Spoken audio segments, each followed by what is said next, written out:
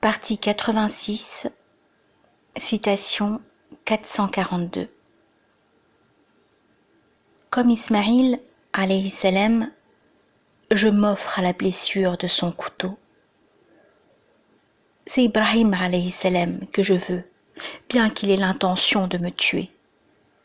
Si ma passion est notable, Allah sait que je suis excusable, car je suis captif de cet amour qui possède 100 tambours et 100 étendards.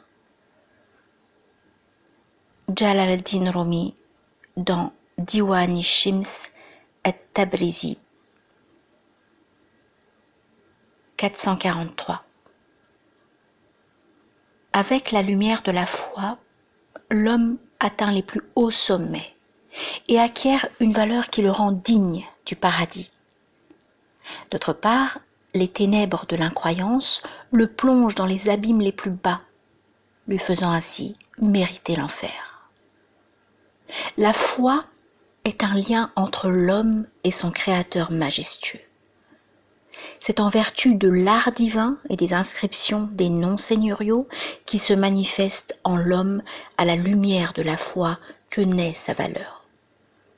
L'incroyance rompt ce lien, dissimulant ainsi l'art seigneurial et réduisant la valeur de l'homme à celle d'une simple entité physique. Or, puisqu'une entité physique est périssable et vouée à la disparition, elle n'est rien de plus qu'un animal éphémère sans aucune valeur. Expliquons ce mystère par une parabole.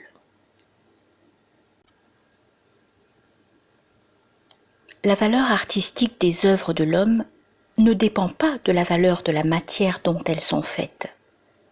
Parfois, les deux valeurs sont égales, parfois la matière utilisée est plus précieuse que l'art lui-même et vice-versa.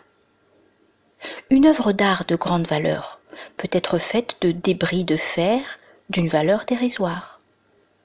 En effet, un objet d'art ancien peut valoir des millions alors que sa matière ne vaut guère plus que quelques centimes. Une telle œuvre, attribuée à un artiste talentueux, se vendrait chez un antiquaire à des sommes faramineuses.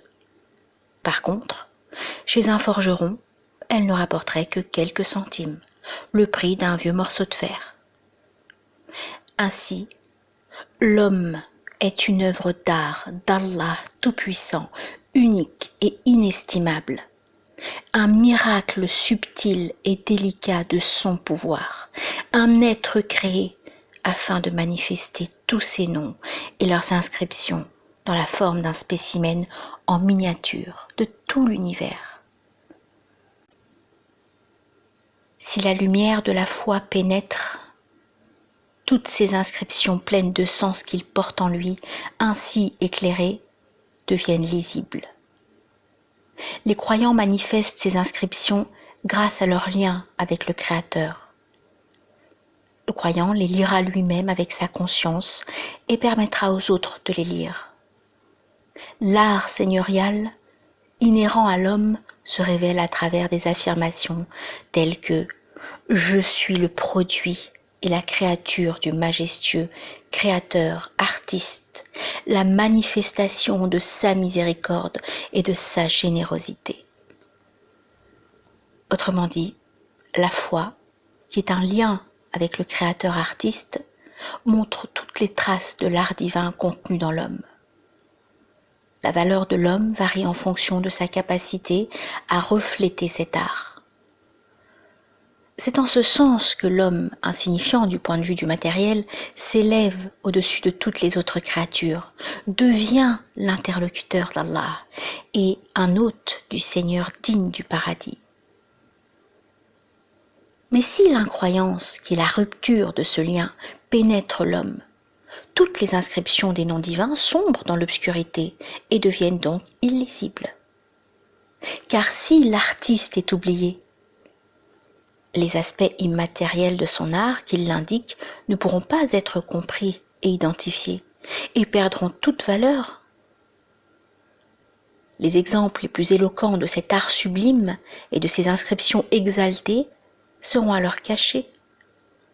Quant aux autres, que l'on peut voir avec les yeux, Les incroyants les attribuent aux causes futiles, à la nature et au hasard, réduisant ainsi des diamants étincelants en de vulgaires morceaux de verre. Ils n'ont alors pas plus d'importance que n'importe quelle autre entité matérielle. Or, comme nous l'avons déjà dit, le but et le fruit de la matière est de ne passer qu'une courte vie en tant qu'animal le plus impuissant, le plus nécessiteux et le plus malheureux qui soit, puis de périr et de disparaître. C'est ainsi que l'incroyance gâche notre essence humaine, en la changeant de diamant en charbon. Bediüzzaman Said Nursi dans Risala-i Nur.